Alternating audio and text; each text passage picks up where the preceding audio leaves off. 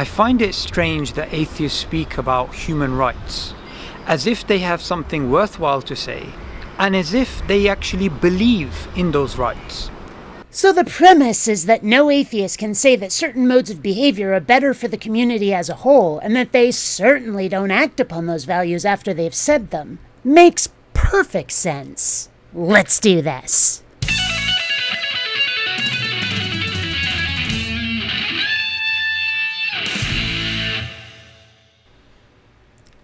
Greetings, fellow space travelers, BionicDance here. Today we've got ourselves another one of those theists who insists morality is objective and exists outside of us, and who doesn't even have the layman's understanding of biology. It'd actually be more interesting to have these conversations when the theist knows what they're talking about, even if they come to completely wrong-headed conclusions. But this is what's out there.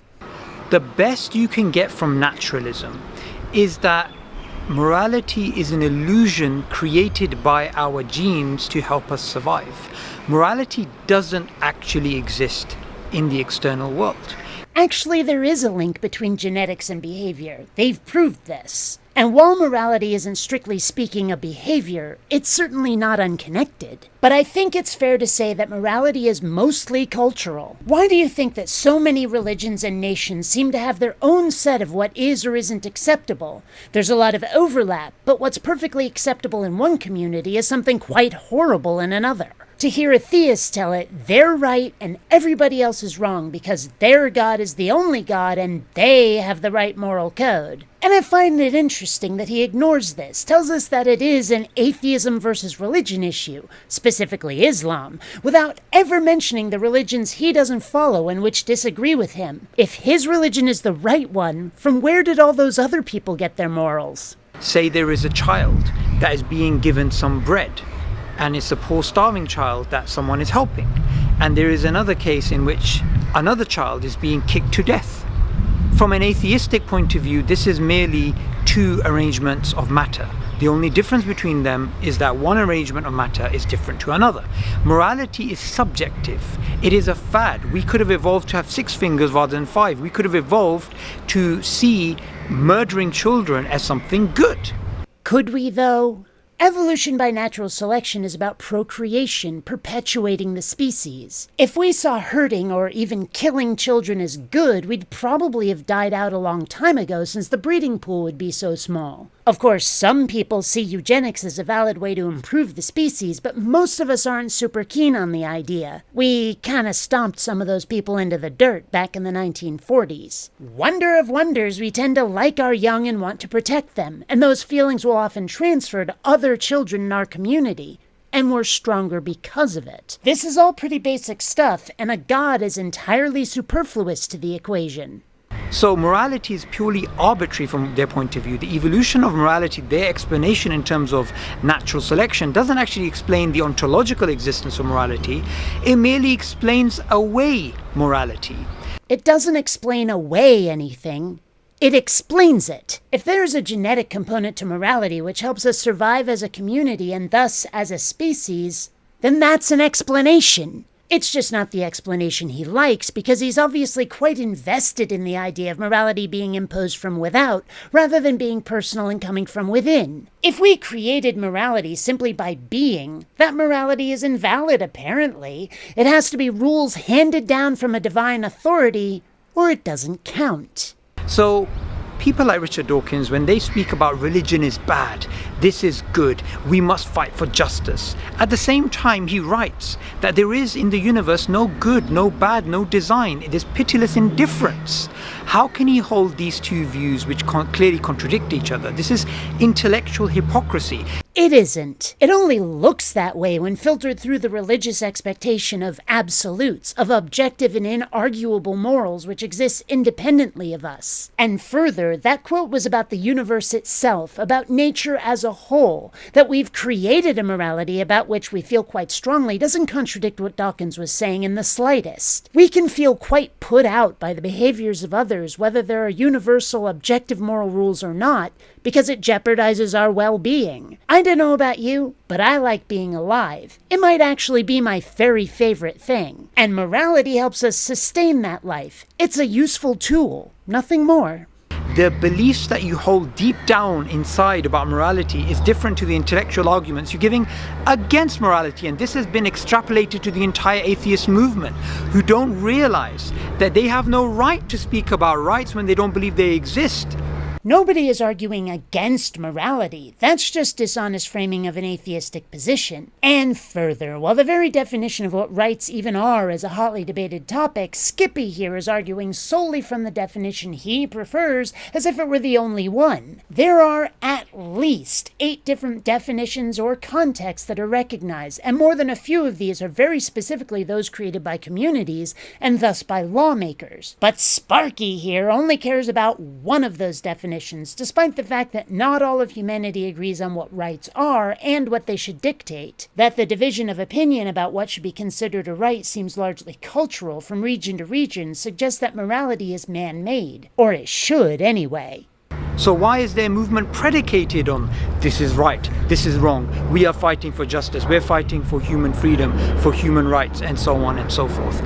In fact, their behavior only goes to show the Islamic conception of fitrah makes perfect sense. A lot of things that make perfect sense turn out to be crap. It used to make sense that the sun went around the earth, but look how that one turned out. And humanity had moral codes long before Islam was even a thing. The most likely possibility is that whoever wrote your holy book thought something seemed reasonable, wrote it down, but never checked their work, never proved that what they came up with was more than just what they had made up to explain something that wasn't readily apparent. Or to put it more simply, they were probably just talking out of their butts. The fitrah says there is a creator, and the fitrah teaches us, it is a drive inside us to recognize that there is right and wrong.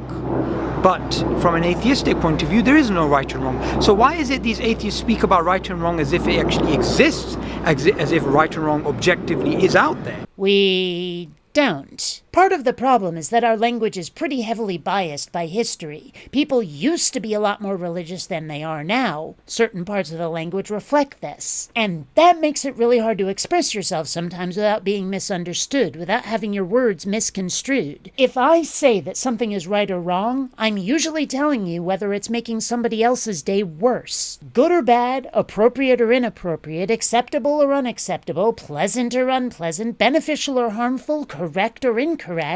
People often mean these things when they use the words right and wrong. At its most basic, morality is an opinion on how people ought to or ought to not behave based on how that behavior impacts our own well-being or the well-being of others. I don't need a religion to be able to tell whether somebody is being a jerk or to want them to knock it off. Why do you? But if they want to be intellectually sound, if they want to be intellectually complete, what they need to do is that they need to bring their intellectual beliefs in line with their actual deep down beliefs about morality. Last I checked, emotions aren't exactly the world's most rational or intellectual thing. And some people's deep down beliefs, their gut feelings, are often quite unacceptable to others, which I'd hope presents Zippy here with a wee bit of a problem when it comes to this fitrah thing. Did Allah create people with different and often incompatible fitrahs? And if so, which one is right? Or is it, complete bulldreck? And to do that, they simply need to accept the existence of God, because the existence of God makes perfect sense with objective morality. Atheism doesn't. The existence of God doesn't make any sense, and I don't think morality is objective. So where does that leave us? One thing I notice about theists is a need for certainty, for absolutes. When morality doesn't come in the form of a rule book which everybody must follow, they reject it. I can only assume that this is because it's scary. If there isn't a celestial parent figure watching over us and telling us what to do, it means life isn't fair, and sometimes people who hurt us get away with it. Which stinks, sure, but maybe that's just the way it is. And that seems to be part of why some people cling to religion. It's a security blanket. It's a binky, a coping mechanism for when the world seems controlled by a soulless, uncaring set of natural laws. We're all on our own. If the world is a stage, we're working without a script, and some people just can't handle that. Until next time, fellow space travelers, this is BionicDance saying don't run on automatic. Instead, please think. It's not just... Damn it. Nobody is arguing against morality. That's just dishonest framing of an atheistic kabliflum position. That's just dishonest shishonish. That the division of opinion about what should be considered a right seems largely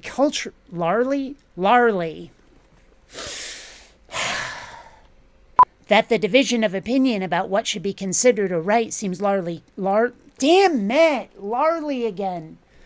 That the division of opinion about what should be considered a right seems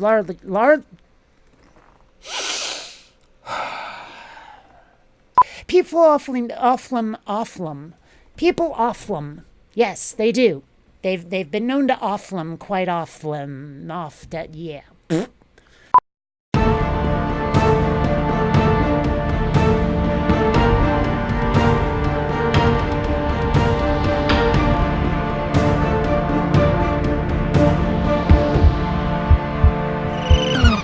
Dewey, what the hell are you doing? Get out of the way! Sandra, this isn't right. There has to be a better way to make money than taking these assassination contracts. Like what? What do you have in mind? Well, have you ever considered Patreon? Patreon? Where people donate money for those videos I'm in? Do you really think that'll pay the bills, Dewey? Well, if people want to prevent a few international incidents, I'm sure they'll be willing to contribute.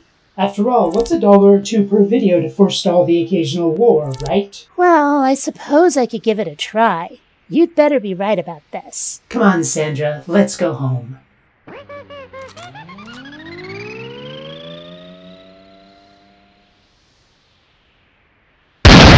Sandra! What? He was right there. I'll start that Patreon thing tomorrow. Promise.